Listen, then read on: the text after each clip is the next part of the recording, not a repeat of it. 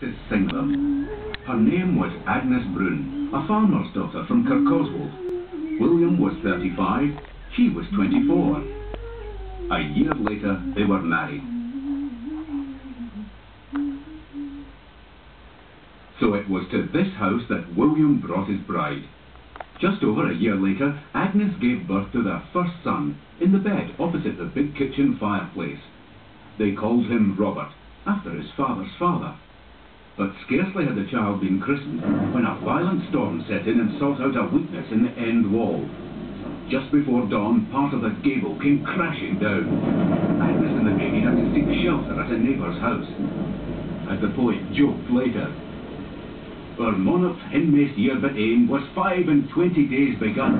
'Twas then a blast of January wind blew Hansel and Robin."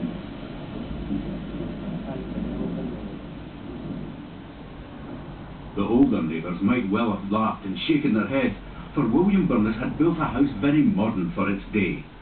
Why had he not built it in the old way, with 3 or 4 heavy timber frames to carry the weight of the roof, and the walls just an infill of turf and stone? The walls of William's house were, and in several parts still are, a mixture of clay and stones from the fields. They support the weight of the roof. You can still see the remains of some of the original roof timbers. They are of gean or wild cherry, which William probably cut from the banks of the Doon.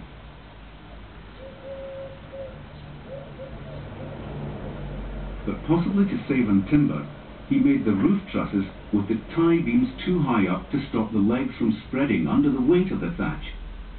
Gradually, the legs pushed the wall heads outwards, and half a century later, the walls had to be partly rebuilt and additional timbers put in, giving the cottage much of its present appearance. Had it not been for the fame of his firstborn son, William Burness's house would have been left to fall down.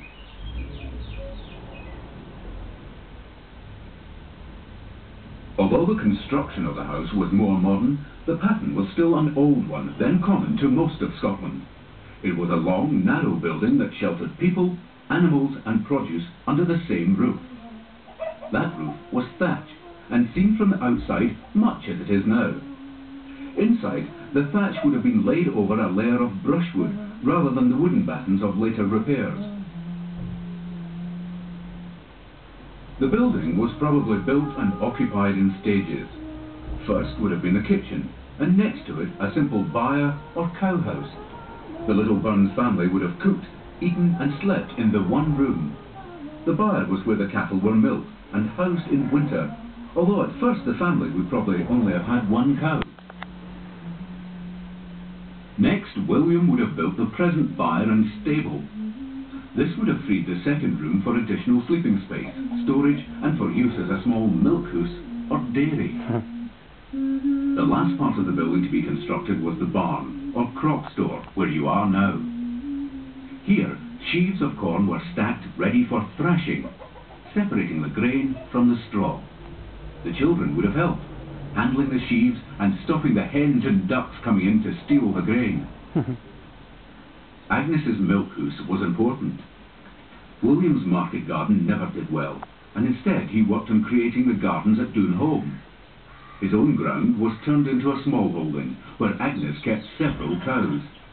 From their milk, she made soft cheese to sell. Without doubt, the young Robert would have been given little jobs to do as soon as he was able, from bringing in the cows for milking, to plunging the staff up and down in the kirn, or churn, to make butter. But Agnes had other things on hand besides her dairy work. After Robert came Gilbert, and while the family was still here at Alloway, Agnes Jr. and Annabella. To help with the dairy work, Agnes's old unmarried cousin Betty Davidson came to stay. Another regular visitor was John Murdoch. He was a young man, just starting out on his career as a dominie or teacher. William and 4 neighbours hired Murdoch to teach their children. A schoolroom was set up in a neighbouring building, and the parents took it in turns to provide the teacher with accommodation. Murdoch was a skillful teacher, building on what William had already taught his children. Now Robert began to read widely. It was to be a lifetime's habit. It was the big fireplace in the kitchen which was the centre of social life. There, the family and friends gathered. The open fire was suited to certain ways of cooking. A diet based on broth, oatmeal, milk, eggs, a little salt or smoke-dried meat and fish, and the occasional treat of fresh fish. This would have been cooked over the flames on a brander or grid. The poet remembered this well enough in the fate with which he later threatened Tam O'Shanter. In hell they'll roast thee like a heron.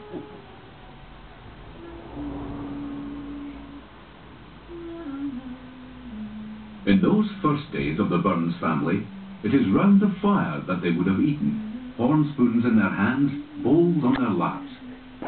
William was a deeply religious man, and here they would have listened to him reading from the King James Bible opened on his knee, heard the fervent, unscripted family prayers in his sing-song northeast tongue.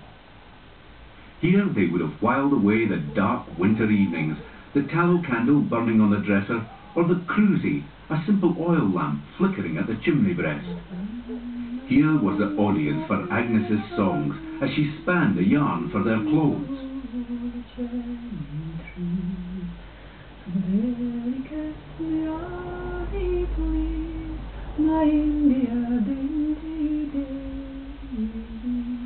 Here also the children heard those frightening tales of ghosts, devils and witches that old Cousin Betty told.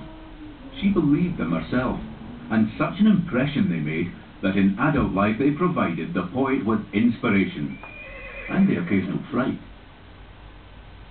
To this hour, in my nocturnal rambles, I sometimes keep a sharp lookout in suspicious places.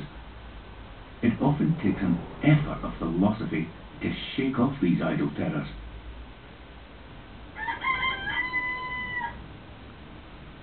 The young teacher, John Murdoch, saw and shared this far side with the Burns family, and he left his own verdict. In this mean cottage, I really believe there dwelt a larger portion of content than in any place in Europe.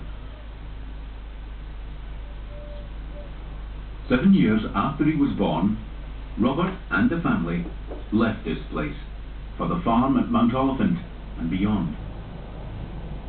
But it was here that the flame which would blaze into wonderful poetic genius was first kindled.